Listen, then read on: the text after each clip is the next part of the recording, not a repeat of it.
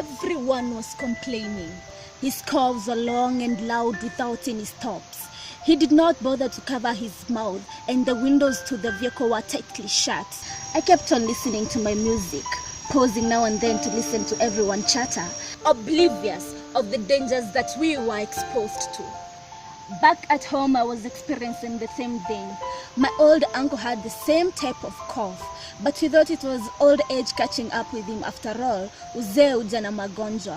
We even made a joke about it, that he would cough louder than the Wakorino drums.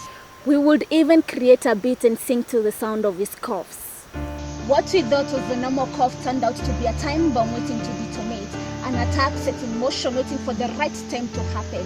For every time my uncle would cough and sneeze, we would sing and dance to our self-destruction as we inhaled the tiny air droplets carrying the virus. My uncle's cough turned from simple to blood coughs, fatigue, chest pains, and unintentional weight loss. But then I was coughing slightly, which was diagnosed by my mother as a simple cough.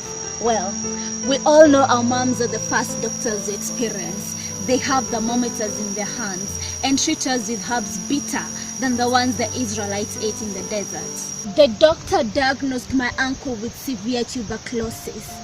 The family was devastated. His wife slammed down and fainted. I was affected and infected.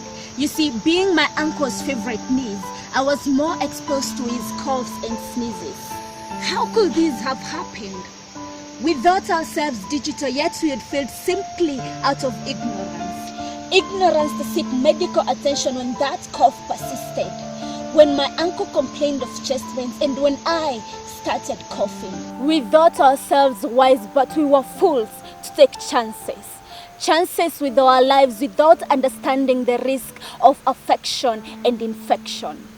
It was an early diagnosis for me, but for my uncle, all we could do was make this time he had left enjoyable. We pampered him with love, made him laugh his heart out, cooked his best meals, making up for the lost moments.